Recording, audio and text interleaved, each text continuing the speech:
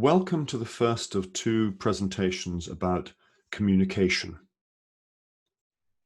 The first is about working with and alongside non-native speaking colleagues and patients, the purpose being twofold: to try to understand the language challenges from the point of view of the non-native speaker, and for native speakers to understand more about how English works and adjustments they can make to facilitate good communication. The second will be about communication techniques and challenges and the barriers to good communication, as well as how to overcome them. When I use the word compromise in this slide, what I mean is barriers or difficulties faced by individuals which mean that they find full, fluent spoken English something of a challenge. A non-native speaker might find this. Someone with hearing problems, someone with dementia, someone with special communication or educational needs.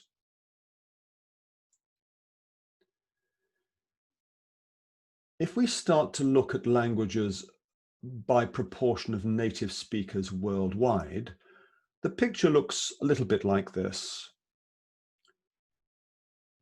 Mandarin is clearly the largest spoken language by native speakers and percentage of population worldwide, 14.4%, followed by Spanish, English, Hindi, Arabic, Portuguese, Bengali, Russian, Turkish, and so on. If we look at it another way, however, native speakers in the world are far outweighed or outnumbered by non-native speakers. Here's a chart illustrating that a little more differently. 1.5 billion people are learning the language or speak English as their second or third language, compared with 1.39 billion native speakers of Mandarin.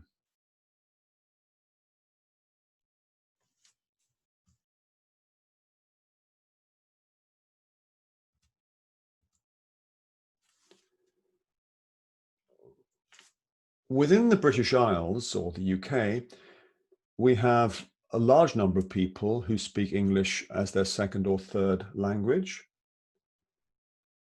In addition, we have many people who have their local accents or dialects, regional accents, regional dialects, some of which are impenetrable to many of the native speakers of English living in the country.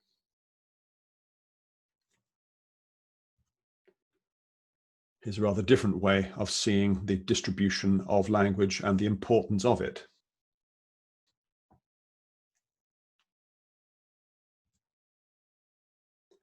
Let's have a look at the native speaker as a concept. I used to have a neighbor who was at the time about 70. And frequently I would introduce her to some of my non-native English-speaking friends. And I noticed that she had the remarkable facility to alter the way she spoke to them. She wasn't a highly educated woman.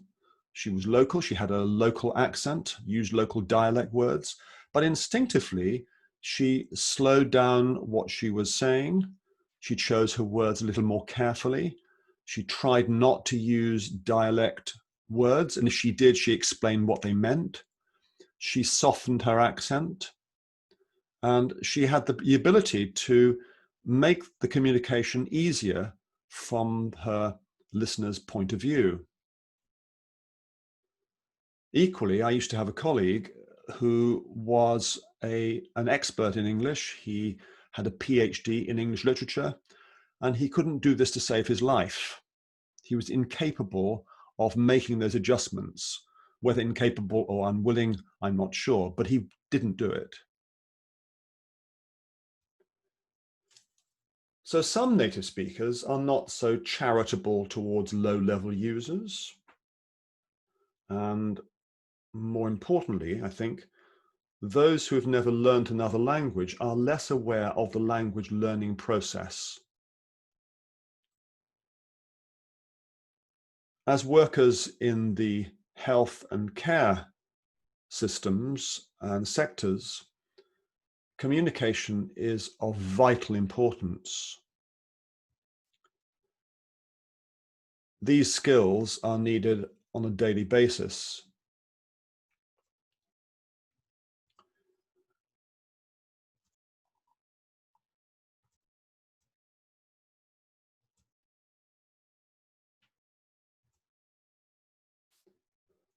And at the bottom, you can see that I've included the skill of adjusting for language barriers, such as accents, colloquial expressions, and understanding and working with cultural distinctions or attitudes.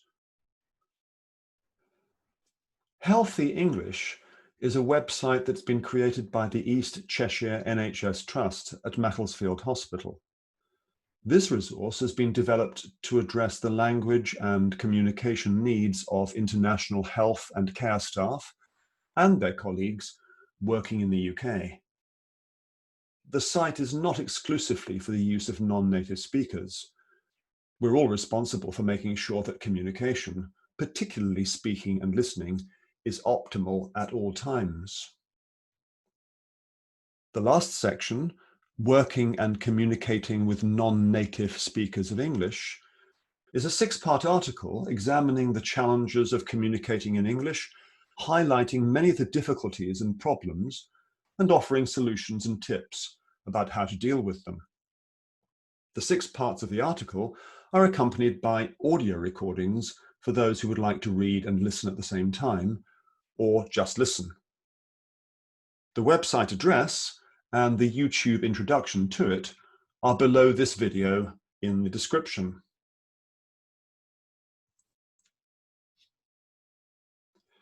The skill of questioning is an extremely important one. Asking the right questions in the right ways is an essential part of effective interaction and understanding.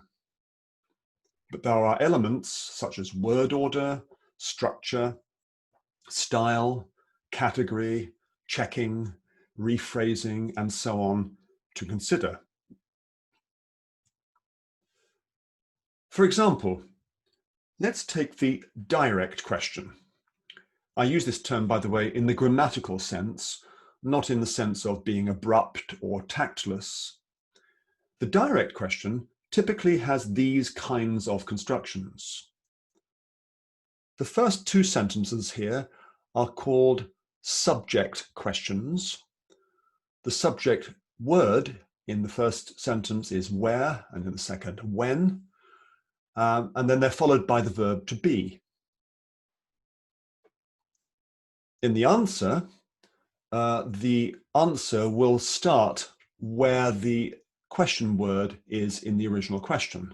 So, where's the nearest bank, please? The nearest bank is at the end of the street. When is the last train on a Saturday night? The last train on a Saturday night is at 10 p.m. The other 2 questions are not the same, particularly the third one using an auxiliary verb. In this case, it's the verb to do. Sometimes we use the verb to have. In the question, how much do 2 tickets cost? The answer will be 2 tickets cost, and then £10, for example. The word do doesn't exist in the answer. The fourth question uses a modal verb. Modal verbs are words like must, might, may, should, could, can't, and so on. These are direct questions. But frequently we have an indirect question instead. Indirect or embedded questions are often used to make questions softer, more polite, more tactful, more friendly. But here, as you can see, the grammar and the word order change dramatically. Could you tell me where the nearest bank is, please? Do you know when the last train is on a Saturday night? Have you any idea how much 2 tickets cost? Would you mind telling me why you can't come into work?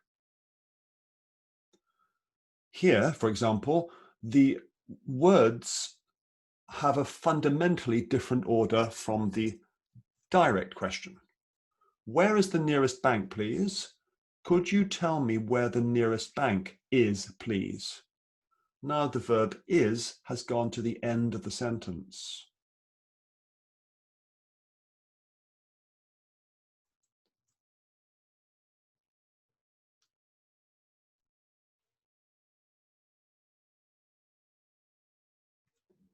Then there are the problems of speed and enunciation. Slowing down one's speech is not the same as patronizing or talking down to someone. It's more a case of separating the words more clearly so that the sounds of the separate words are distinct. We often create new sounds when we run words together, and we also miss some sounds out. I'll speak more of that later. Those of us who have learnt a foreign language at school will remember the experience of being addressed by someone in France or Spain or Germany and not understanding what was said. The words seemed to be indistinct from each other. So, how many words am I saying in the Czech language? Ukončete prosím výstup a nástup. Dveře se zavírají. Ukončete prosím výstup a nástup. Dveře se zavírají. Ukončete prosím výstup a nástup. Dveře se zavírají. How many words? Answer? 8. Ukončete prosím výstup a nástup. Dveře se zavírají.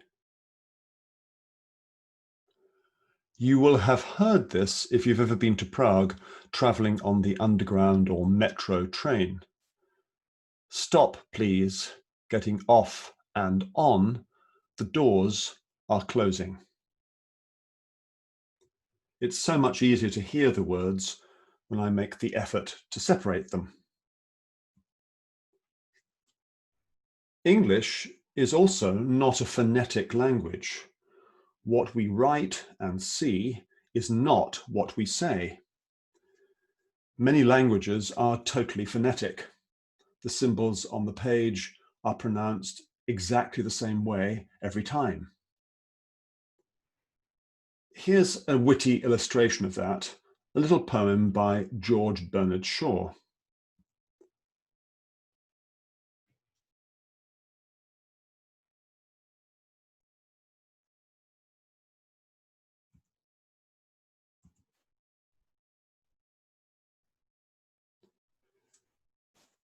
If you've ever been to Prague and traveled on the underground or metro train, you will have heard this. Stop, please, getting off and on. The doors are closing. It's so much easier to hear the words when I make the effort to separate them. English is also not a phonetic language. What we write and see is not what we say. Many languages are totally phonetic. The symbols on the page are pronounced the same way every time. Yes, English can be weird. It can be understood through tough thorough thought, though. Here is a witty illustration of that by George Bernard Shaw. I take it you already know of tough and bow and cough and dough. Others may stumble, but not you, on hiccup, thorough, laugh, and through. Well done. And now you wish perhaps to learn of less familiar traps. Beware of herd, a dreadful word that looks like beard and sounds like bird, and dead, it's said like bed, not bead. For goodness sake, don't call it deed. Watch out for meat and great and threat. They rhyme with sweet and straight and debt. A moth is not a moth in mother, nor both in bother, broth in brother. And here is not a match for there, nor dear and fear for pear and bear. And then there's dose and rose and lose, just look them up, and goose and choose, and cork and work, and card and ward, and font and front, and word and sword, and do and go, then thwart and cart. Come, come, I've hardly made a start. A dreadful language? Man alive, I'd mastered it when I was 5. We also abbreviate words. I am becomes I'm. Should have becomes should have. Could not have becomes couldn't have, and so on. Using full words helps the non-native speaker.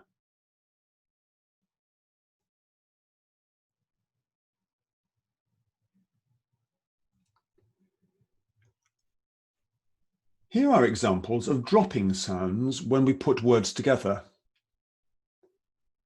I want you to act nicely. Act nicely. She's a very friendly person. Friendly. She gave him a pen. She gave him her pen. I want to go to the cinema this evening. Want to. I'm going to meet my friend tonight. I'm going to. I have to go now. I'm late. Have to. I come from a very large family. Family. He works for a large corporate organization. Corporate.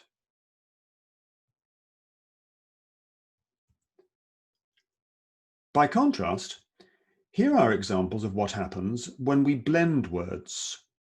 New sounds appear that don't exist in the separate words. Did you? Did you give the patient his medication? New sound is j. What are you doing? What you doing? Ch. What you doing? T. Aren't you? Aren't you? New sound ch. Aren't you?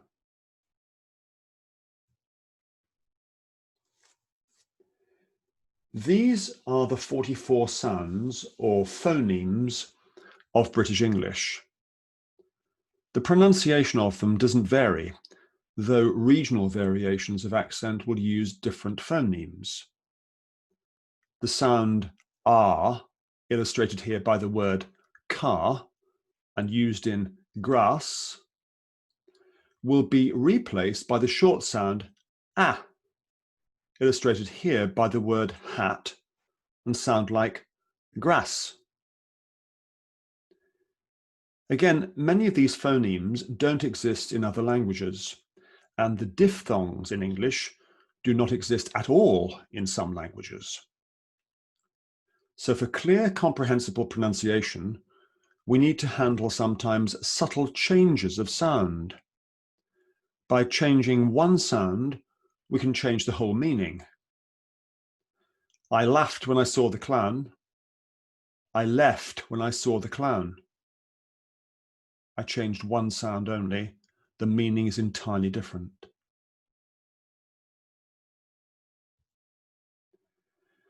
The most commonly used phoneme in English is the schwa.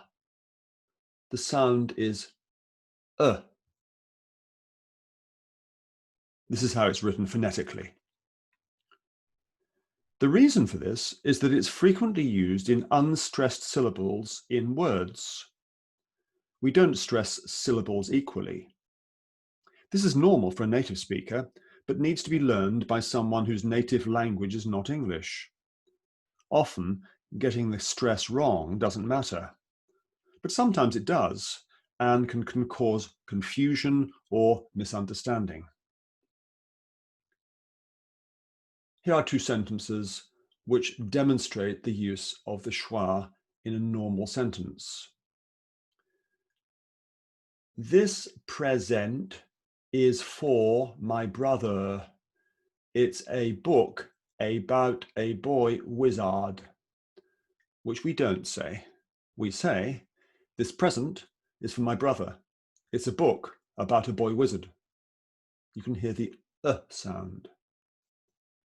To survive the cold weather, you have to make thorough preparations.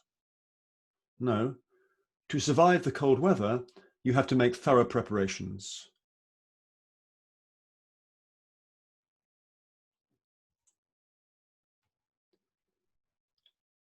Of course, there are regional variations too.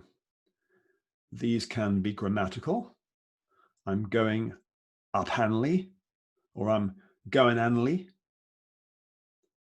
The preposition to is not used or is wrong. Lexical, the choice of words. I'm really sneaped. I'm offended. I'm annoyed. Or there can be a local or regional accent, such as a Geordie accent, a Scouse accent, a Yorkshire accent, a Glaswegian accent. Additionally, English, as all languages, has a large amount of idioms, non-literal expressions which need to be learned. But we can try to use idioms sparingly and also be prepared to explain them if we do use them.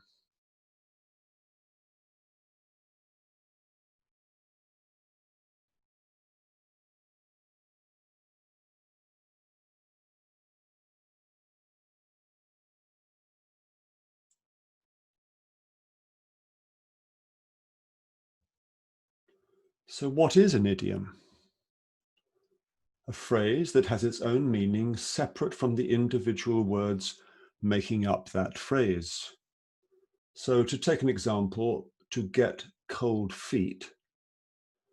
To get cold feet are all perfectly understandable as separate words or phrases. Put them together, we have the idiom to get cold feet, meaning to become nervous or unsure.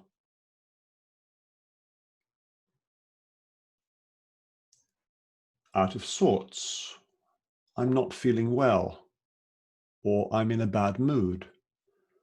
A rule of thumb, a general rule. Run in the family, a common family characteristic. We can try to use idioms sparingly, but also be prepared to explain them if we do use them. Our choice of vocabulary is important too. English has a vast number of words and many synonyms, words of similar meaning. Plain English can easily replace jargon and overcomplicated vocabulary. Phrasal expressions and verbs are particularly problematical. Like idioms, These are verbs containing more than one word that can't be understood by studying the individual words. To put up with, a put down. I'm putting up my relatives this weekend. I'm accommodating them. I can't put up with your noise any longer. I can't withstand your noise any longer. I cannot tolerate your noise any longer. That was a terrible put down. That was a criticism.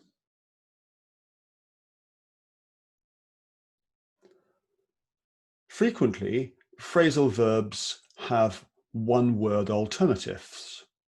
So we could say, submit a report rather than hand in the report. We could say, distribute a paper rather than pass out or hand out the paper. We could say, solve a problem rather than figure out a problem.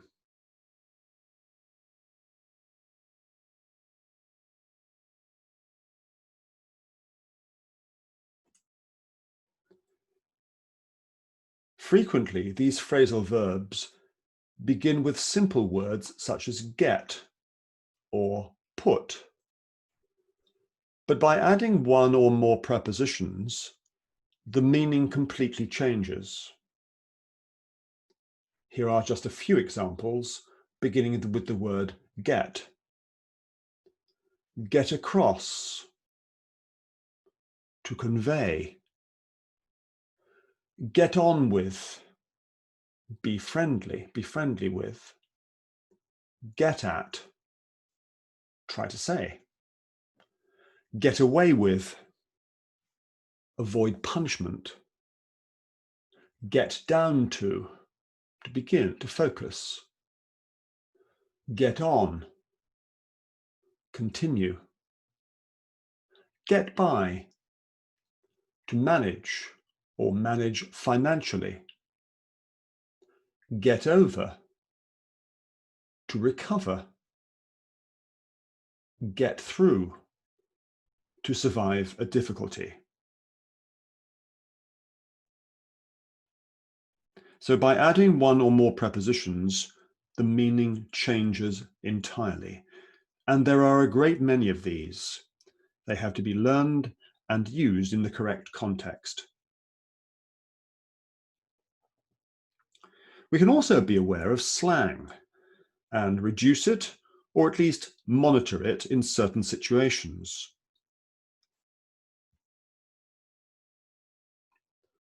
It's a doddle.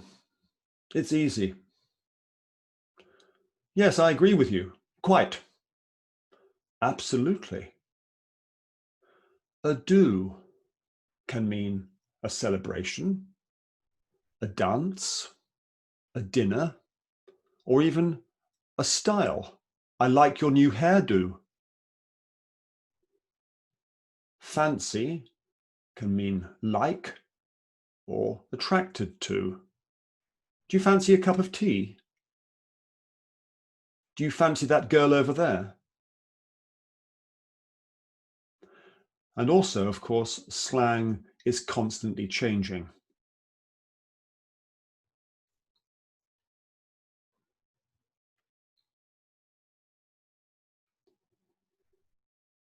As explained here, we have different ways of talking to people according to the situation and our relationship with them. You can use the same strategy when speaking with a non-native speaker.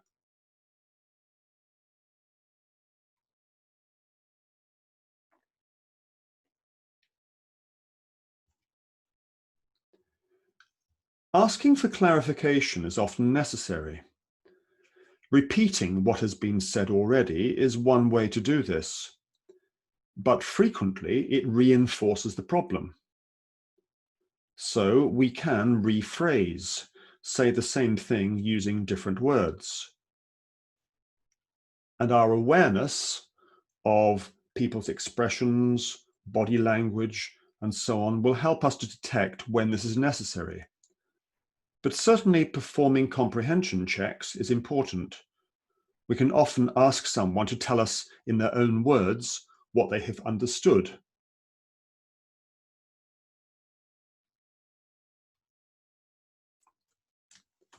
False friends or false cognates can be a bit of a minefield. That is, cause a very difficult and potentially dangerous situation. False friends are words that sound like a word in another language that we think must have the same meaning, but in fact has a totally different meaning. Here are some examples. Especialidad, proprietary medicinal product. Tiempo de espera, withdrawal period. Embarazada, pregnant. Morbido, soft, delicate. Molestar, bother. Ambulance, outpatient department. Dose, can, a tin. Expertise, report by experts. Gift, poison. Übersehen, overlook. Specialité, proprietary medicinal product. Auricle, atrium. Expérience, experiment. Blessé, to wound. Chair, flesh. Sensible, sensitive.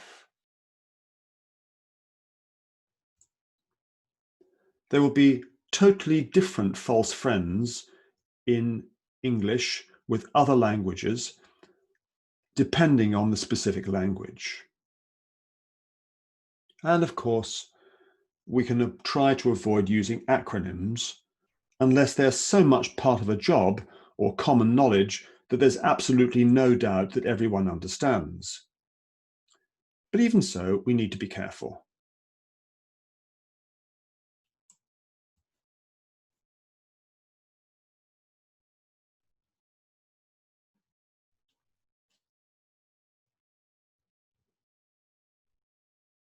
There will be different false friends with English, depending on the specific language.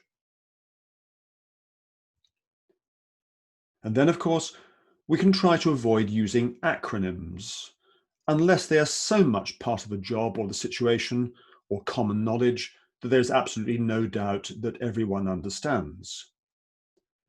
But even so, we need to be careful.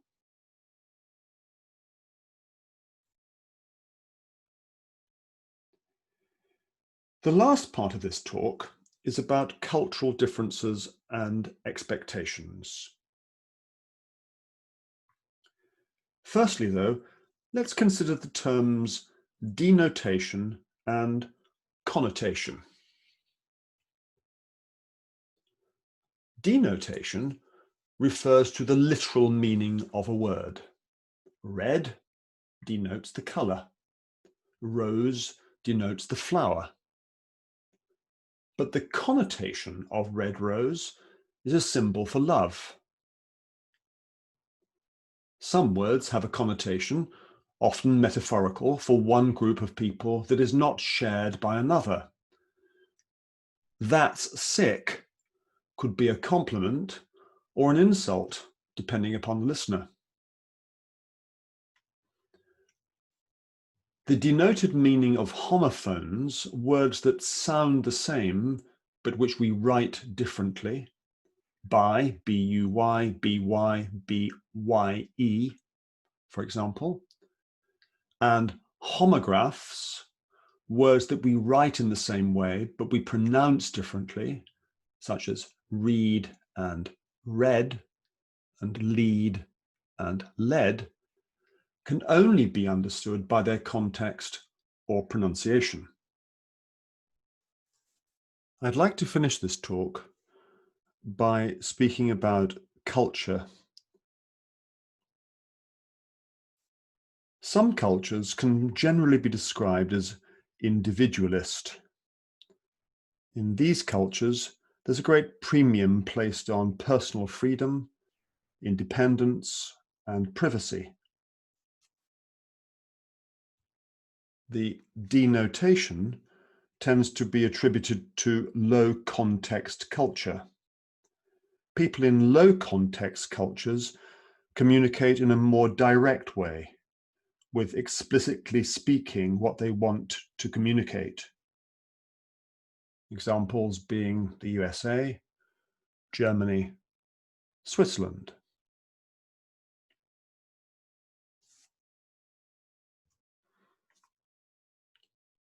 Then there are high context or collectivist cultures. Here, group relationships, cohesion, and cooperation are highly valued. High context cultures are related to connotation. People within high context cultures tend to be more aware and observant of facial expressions, body language, changes in tone, and other aspects of communication that are not directly spoken.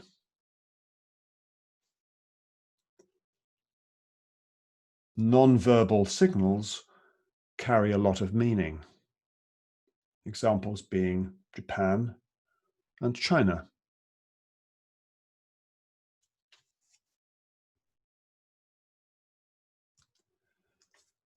These cultural differences can affect attitudes to time and control too. The low context cultures value more individual control. The high context cultures accept less individual control. Cultural influences and attitudes are always present. Frequently, we don't notice it until something goes wrong, or someone inexplicably takes offense or misinterprets a request or a statement.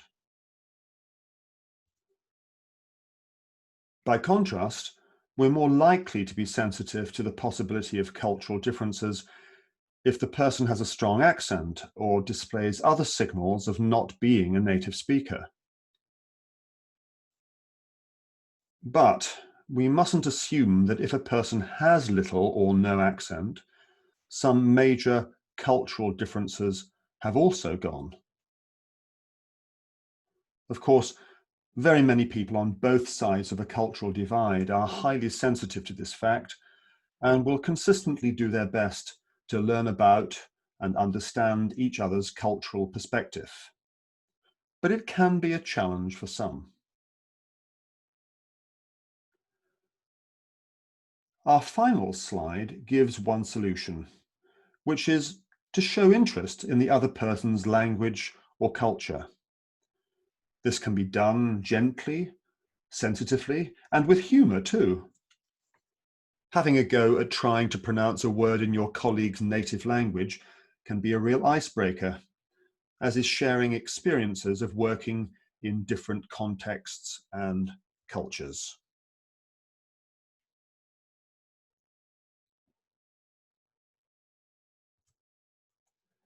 We've come to the end of part 1 of the presentations on communication. The second part, in a separate video, will focus on different types of communication, barriers to effective communication, and ways to overcome them.